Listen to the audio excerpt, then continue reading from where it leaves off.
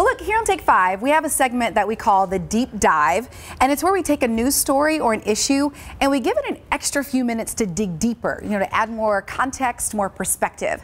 So since this is launch week, we thought it would be the perfect time to deep dive into the state of this world, television news.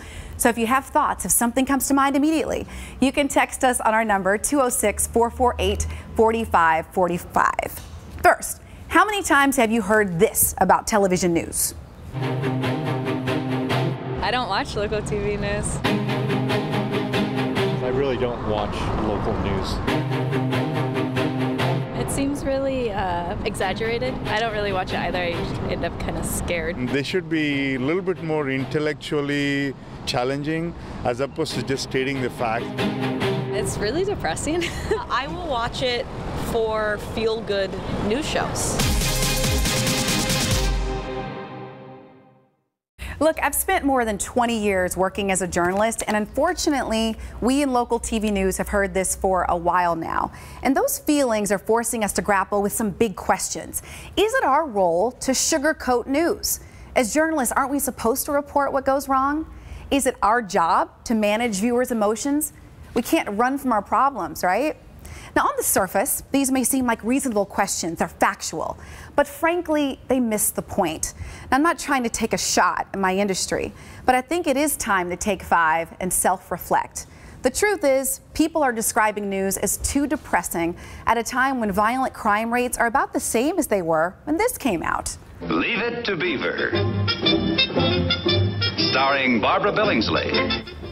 That show, Leave It to Beaver, ran from 1957 to 1963, and the FBI has national data going back to that era. The homicide rate is roughly the same as it was in 1960. When you look at longevity, people are living 9 years longer than they were in the 60s. And if you're a Seahawks fan, we do have a Super Bowl now. Now look, in all seriousness, none of this is to minimize our problems. If trouble knocks on your door or in your community, it's still a problem. We got to address it. But news should not be giving the perception of an ever-growing, scarier world when the numbers show differently. News must do better, because the consequences of consistently viewing negative news are significant.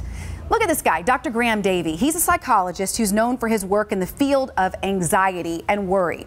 In the late 90s, his team ran an experiment and divided people into 3 groups.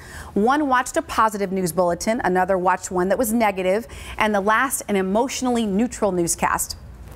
Dr. Davey said those who watched the negative bulletins felt more anxious and sad, more so than the others.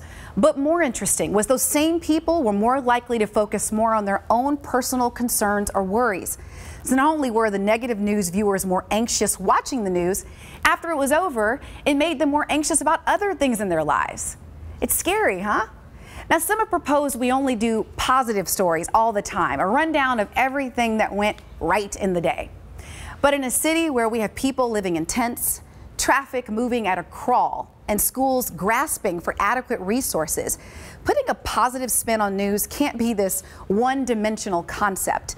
Sometimes the most positive thing that we can do is listen to each other, share information, and advocate if we have the platform. Take 5 is about having honest conversations and refusing to be bystanders. But it's also about highlighting what's working well. King 5 News has a solid reputation of doing balanced, interesting, often inspiring storytelling. The King 5 investigators have corrected many major situations of mismanagement, public safety, and health concerns. Take 5 wants to take the news concept a step further, using all of those resources and the experience of the King 5 News team. This is not the time to stop doing news, but it is time to experiment and try doing it differently. Often you're going to hear opinions on this show with the hope of sparking an enlightened and respectful conversation. We hope to make you laugh and learn and take action along with us to find solutions. The reality is that while there is pain and suffering, there is also lots of goodness, hope, and love.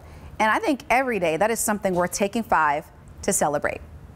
Now, we'd love to know what you think of this, so you can text your thoughts to 206-448-4545.